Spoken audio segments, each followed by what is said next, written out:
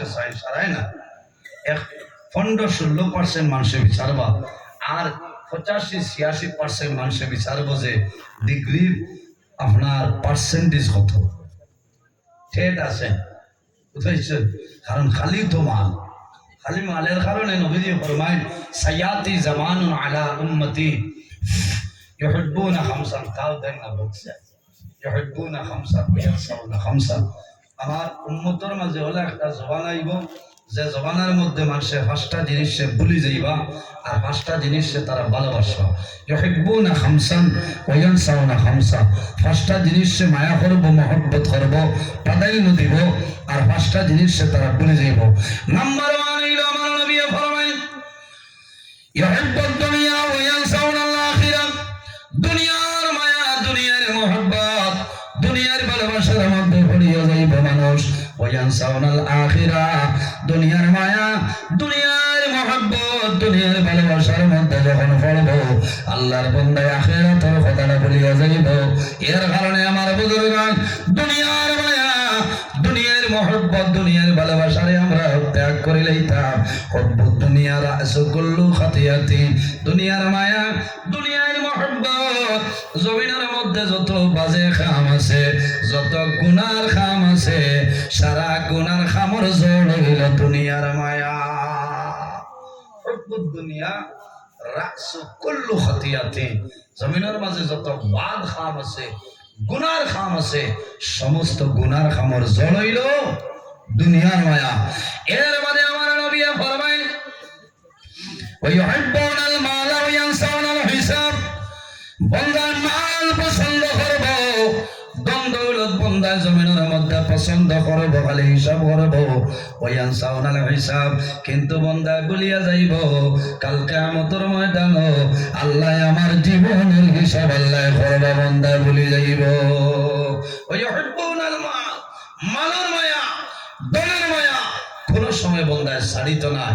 আর নবীজি কইছে ইয়াকুলু ইন্না লিকুল্লি উম্মাতিন ফিতনা, সব নবী আখলার উম্মতের মাঝে একটা ফিতনার বস্তু আছে, আর আমার উম্মতের মধ্যে ফিতনা যেটা, এটা হইল গিয়া তার মাল। তার মাল, মালিকও ফিতনা না, মাত্র ফিতনা। ও দেখছেন কয়েকদিন আগে স্কুলের এক মেয়ে সোনাই এলাকাত জায়গা জমি সংক্রান্ত বিষয় নিয়ে মাইর করিয়া স্কুল পড়ুয়া একজন মেয়ের জায়গা মারি ফেলাই দিচ্ছেন। দেখছেন কিতাল লাগে দনের কারণে। আর নবীজি কইছেন ওয়া ইউহিব্বুনাল মালা ওয়া ইয়ানসাউনাল হিসাব, তারা মাল পছন্দ করব, ধন পছন্দ করব, কিন্তু বান্দা কিয়ামতের ময়দানে তার জীবনের যে হিসাব করাইব সেটা কিন্তু বান্দায় ভুলে যাইব। এর কারণে আমার বাবা হল, আমার ভাইয়েন, দুনিয়ার জমিনের মধ্যে মাদ্রাসার প্রতি খেয়াল করি লাভ হইব। যদি তোমার ছেলে জমিনে তাকইল না, তোমার ভাই ভাতিজা তাকইল না, অন্য তালিবুল ইলমের জমিনের মধ্যে পড়িবা, ইটার সাহায্য করিও তোমার লাভ হইব। কারণ ইটার কারণে আল্লাহ তোমার জন্নতের মধ্যে দিরাইবা কোন বেড়ালাই, তুমি সাহায্য করা লাগবে।